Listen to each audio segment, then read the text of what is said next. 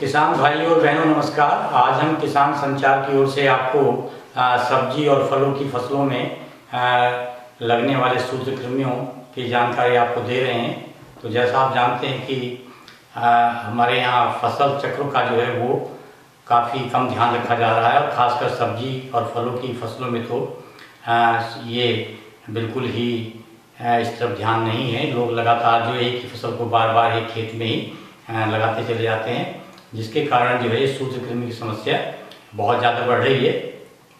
तो फसलों के सूत्रकृमि अधिकांशतः भूमि में रहकर पौधों की जड़ों पर आक्रमण करते हैं। विभिन्न प्रकार के सूत्रकृमि जो है वो अलग अलग फसलों को हानि पहुंचाते हैं, जो इनकी संख्या पर निर्भर करता है।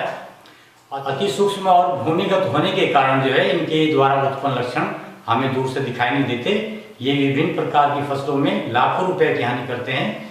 प्रत्यक्ष हानि के अतिरिक्त ये अप्रत्यक्ष रूप से भी फसलों को बहुत ज़्यादा हानि पहुंचा रहे हैं। पौधों के सूत्रकृमि कृमि रूपी अर्थात सांप जैसे बहुत से ही छोटे छोटे जीव से होते हैं, जिनकी लंबाई 0.2 मिलीमीटर से 11 मिलीमीटर तक होती है। ये नंगी आंखों से दिखाई नहीं देते।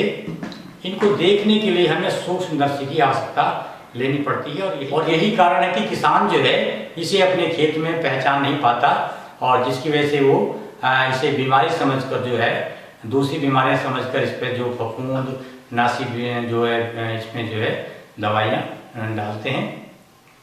सूत्रकृमियों से प्रभावित पौधों पर अन्य रोगाणु जैसे कि फफूंद, जीवाणु, विषाणु भी अधिक मात्रा में और आसानी से आक्रमण करते हैं। सूत्रकृमियों द्वारा पैदा लक्षण जो है जो अक्सर जो है तत्वों की कमी के उत्पन्न लक्षणों से मिलते जुलते हैं, जिनकी आसानी से पहचान नहीं की जा सकती।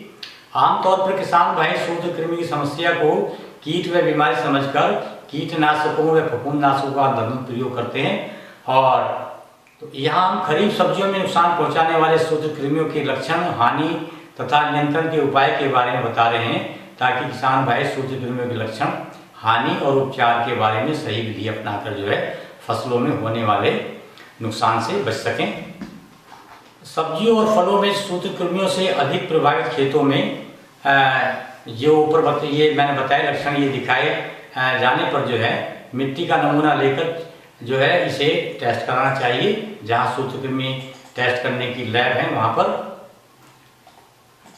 अब ये जो सूत्रकृमि में पहले बात करते हैं सब्जियों के जो जड़गांठ सूत्रकृमि है उनकी, तो ये एक अंतः परजीवी सूत्रकृमि है जो असंख्य किस्म के पौधों, फूलों, फलों, सब्जियों, दलहनी फसलों, कपास और खरपातों पर आक्रमण करता है।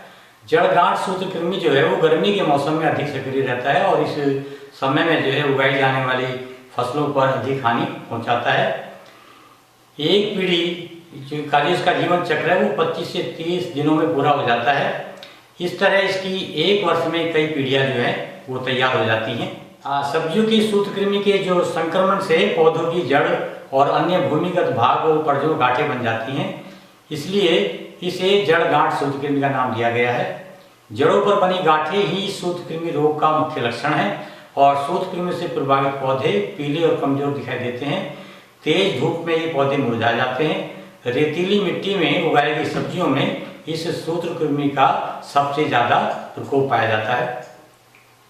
सब्जियों में इस सूत्रकृमि रोकथाम के जो उपाय हैं उनमें मई और जून के महीनों में जो है खेत की 10 से 15 दिन के अंतर पर 2-3 गहरी जुताई करके खेत को खुला छोड़ दें, तो उससे जो है ये इसके काफ़ी जो है इसके ये धूप से सूख जाता है, जल जाता है।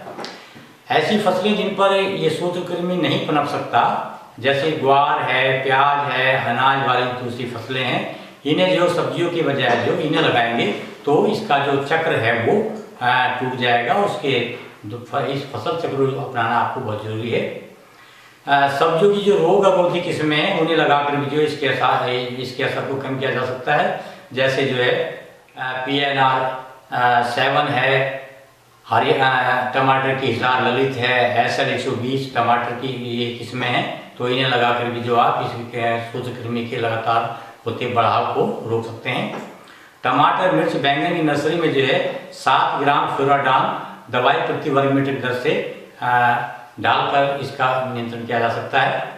नए खेतों में जो है सूत्रकृमि के फैलाव को रोकने के लिए स्वस्थ नर्सरी का प्रयोग करें।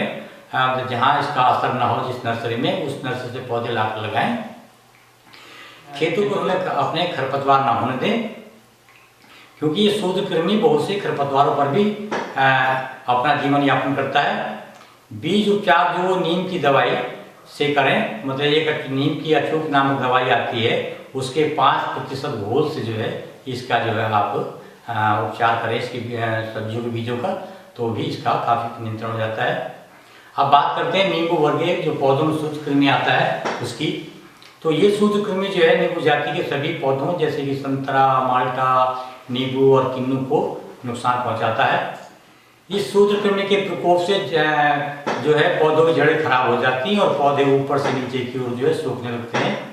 इस सूत्रकृमि से प्रभावित पौधों के पत्ते जो हैं वो पीले होकर सूख जाते हैं। बाद में टहनियाँ भी धीरे धीरे ऊपर से नीचे की तरफ सूखने लगती हैं। इसलिए इसे स्लो डिक्लाइन अथवा मंद अपक्षय रोग कहते हैं। रोगी पौधों पर जो है फल बहुत कम लगते हैं और छोटे आकार के लगते हैं, जिससे उपज में बहुत ज़्यादा कमी आ जाती है। इस रोग का असर जो है प्राय पुराने बागों में जो लगभग 8 से 10 साल पुराने होते हैं उनमें ज़्यादा पाया जाता है। प्रभावित जड़ों पर कोई गांठ नहीं बनती, बल्कि ये जड़ें स्वस्थ जड़ों की अपेक्षा जो छोटी और कुछ मोटी सी दिखाई देने लगती हैं। बहुत ज़्यादा प्रभावित जड़ों की छाल जो है उगल जाती है और आसानी से उतर भी जाती है।